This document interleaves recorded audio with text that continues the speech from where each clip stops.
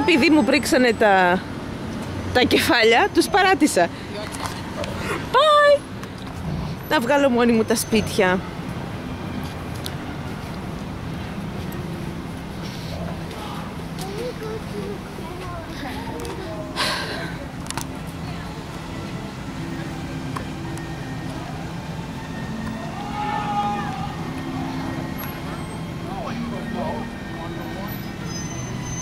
Και έχουν και Άγιους Βασίλειδες. Αυτά που δεν είναι στολισμένα ανήκουν σε Εβραίους. Είναι και ένα που ανήκει σε Τούρκο. Θα βγάλω όλα μαζί.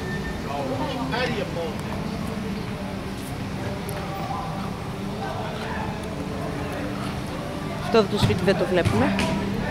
Εκεί μέσα παίζουν μέσα στον καράζ τους τα παιδάκια. Και κάποιος μας έχει παίξει και μουσική για να πούμε καλύτερα μέσα στο πνεύμα των Χριστουγέννων. Και αυτό το σπιτάκι εδώ είναι ωραίο. Από εδώ προέρχεται η μουσική.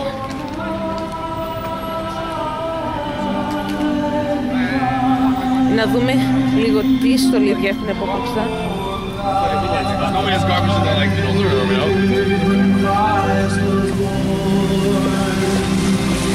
Και είναι πανέμορφο και έχει εδώ μπροστά, έχουν πάπιες, έχουν το συντριβάνι τους,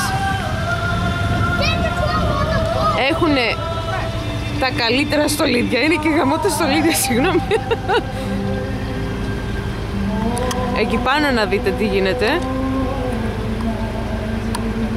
Έχουν τα φουσκωτά, ο Άγιος Βασίλης σε αεροπλάνο.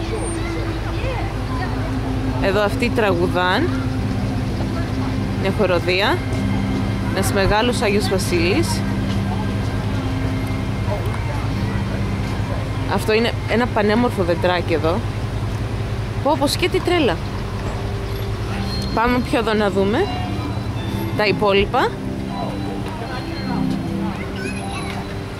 Εδώ είναι η είσοδος του σπιτιού.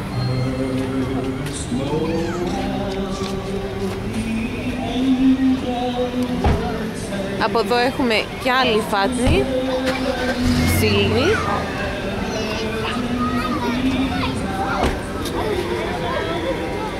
Από εδώ έχουμε στους αγγέλους, το αστέρι.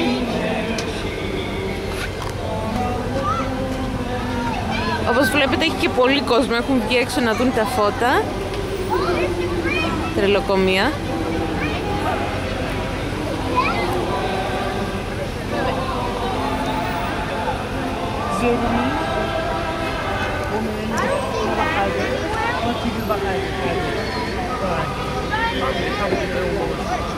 Έχει διάφορες χαρακτήρες.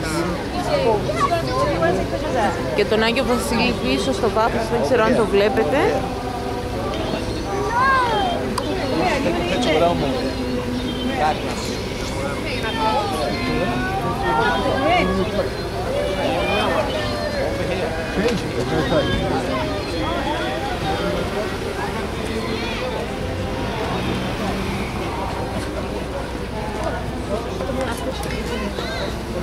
Φτωχό σπιτό, δεν έχει τίποτα.